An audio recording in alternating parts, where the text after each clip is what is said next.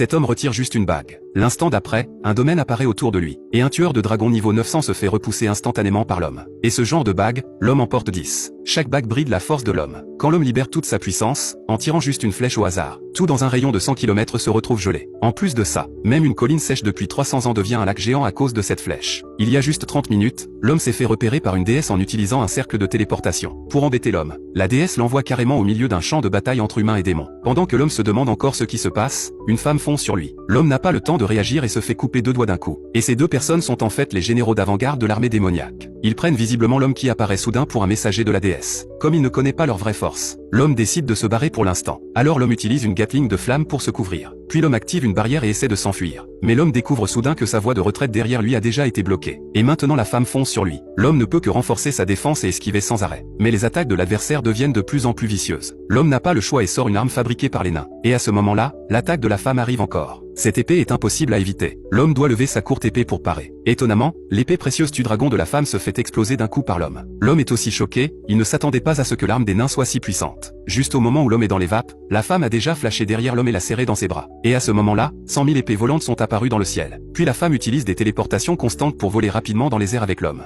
Arrivée à une hauteur mortelle, la femme lâche l'homme. Ça rend l'homme super furieux. Alors l'homme tire sans arrêt de la magie de flamme vers le bas depuis les hauteurs. Et cette scène choque complètement les armées humaines et démoniaques au sol. Puis l'homme retire toutes les bagues qui bridaient sa magie et lève un arc. Les 2 personnes au sol sentent instantanément le danger de mort. Ensuite l'homme relâche la corde de l'arc. Une énorme flèche d'eau perce les nuages et fonce vers les 2 personnes. Et l'homme utilise aussi la téléportation magique pour partir à ce moment-là. Quand la flèche d'eau tombe, la guerre entre les 2 races est forcément interrompue. Et la colline qui était sèche à l'origine devient aussi un lac énorme. Même si les 2 généraux d'avant-garde échappent au désastre, ils paient aussi un prix élevé.